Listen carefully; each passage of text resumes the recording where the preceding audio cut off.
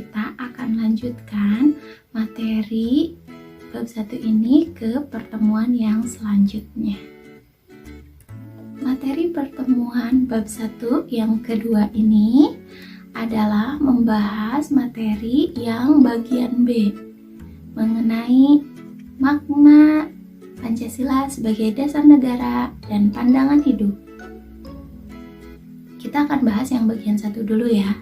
Bagian 1 itu yang dibahas adalah mengenai Pancasila sebagai dasar negara. Nah, sebelum lanjut ke materi selanjutnya, coba kita ingat kembali dari mana kita tahu bahwa Pancasila itu dikatakan sebagai dasar negara. Kan ada lagunya, Bu. Iya betul, Pancasila itu memang ada lagunya. Yang mungkin kalian udah nggak asing lagi ya dengan lagu ini.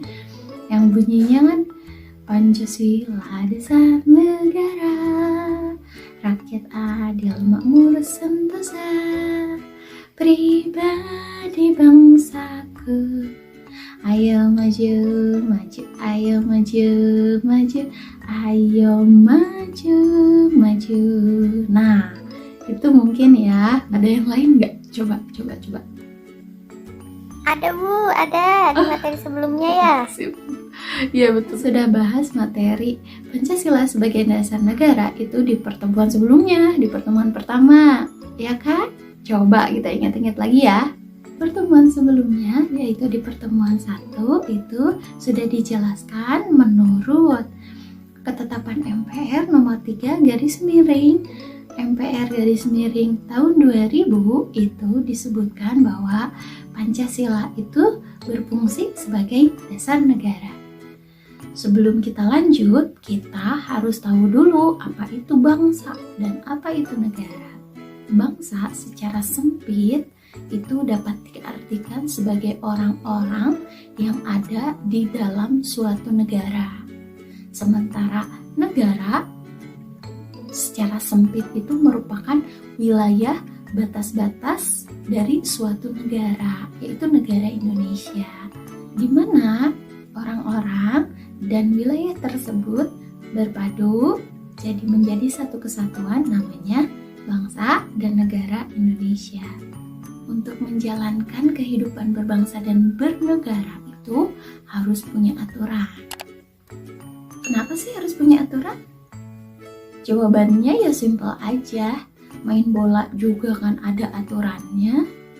Yang luas lapangannya itu antara 40-90 meter dengan panjang 90 meter sampai 120 meter dengan pemain kesebelasan. Apalagi dengan kehidupan bangsa dan negara Indonesia itu udah jelas harus ada aturan dasar.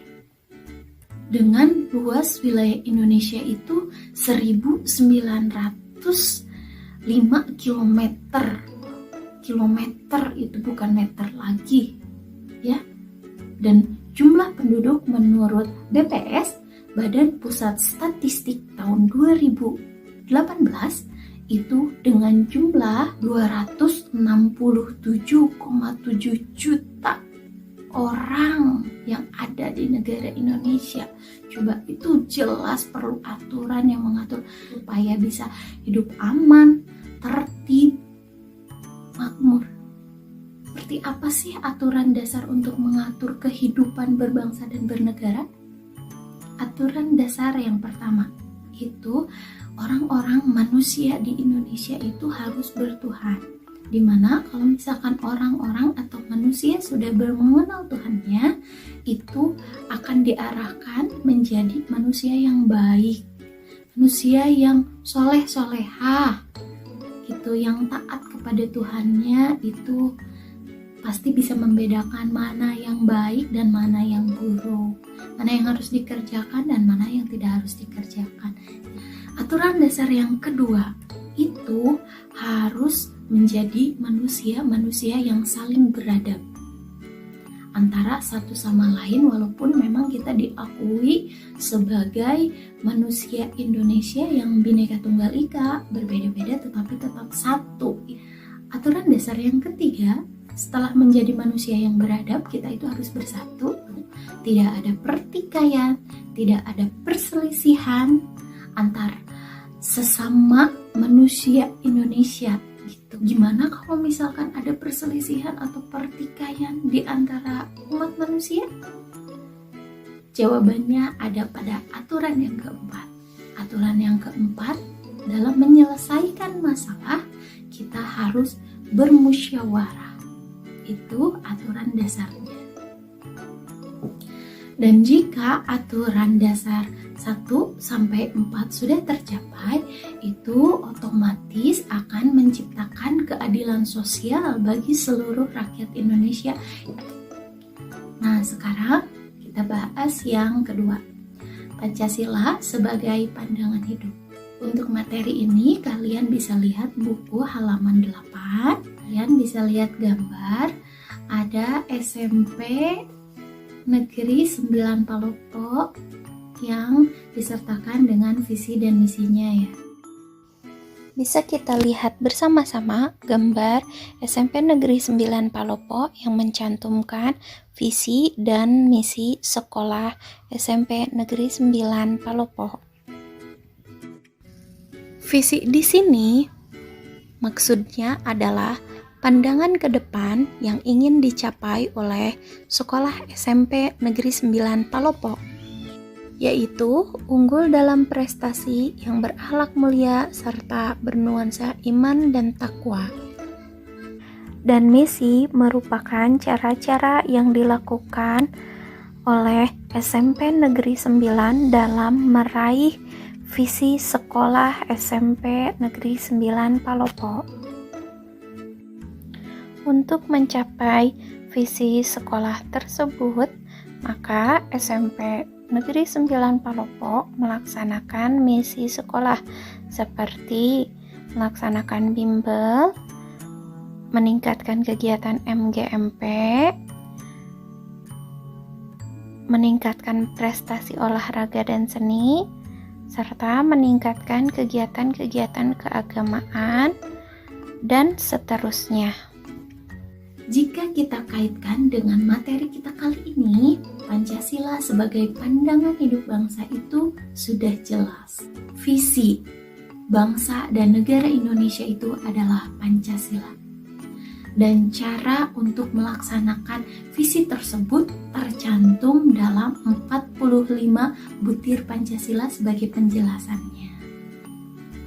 Sehingga dari pemaparan materi yang tadi sudah disampaikan dapat disimpulkan bahwa Pancasila berfungsi sebagai dasar negara. Hal ini mengandung maksud bahwa Pancasila digunakan sebagai dasar untuk mengatur penyelenggaraan ketatanegaraan negara yang meliputi bidang politik, ideologi, ekonomi, sosial budaya, dan pertahanan keamanan. Pengertian Pancasila sebagai dasar negara dinyatakan secara jelas dalam pembukaan Undang-Undang Dasar Negara Republik Indonesia tahun 1945 pada alinea keempat dengan berbunyi, maka disusunlah kemerdekaan kebangsaan Indonesia itu dalam suatu Undang-Undang Dasar Negara Indonesia yang terbentuk dalam suatu susunan negara Indonesia yang berkedaulatan rakyat dengan berdasarkan kepada. Di situ ada titik-titik Pancasila. Pancasila sebagai pandangan hidup bangsa dipergunakan sebagai petunjuk dalam kehidupan sehari-hari masyarakat Indonesia, baik dari segi sikap maupun perilaku masyarakat Indonesia haruslah selalu dijiwai oleh nilai-nilai luhur Pancasila. saya rasa cukup untuk pertemuan materi yang ke-1 dan yang kedua ini. Semoga materi yang disampaikan dapat bermanfaat dan semoga bisa dapat dipahami. Kalau misalkan tidak dapat dipahami atau pusing ya alhamdulillah. Semoga kalian penasaran dan mencari sumber-sumber lain sebagai obatnya ya.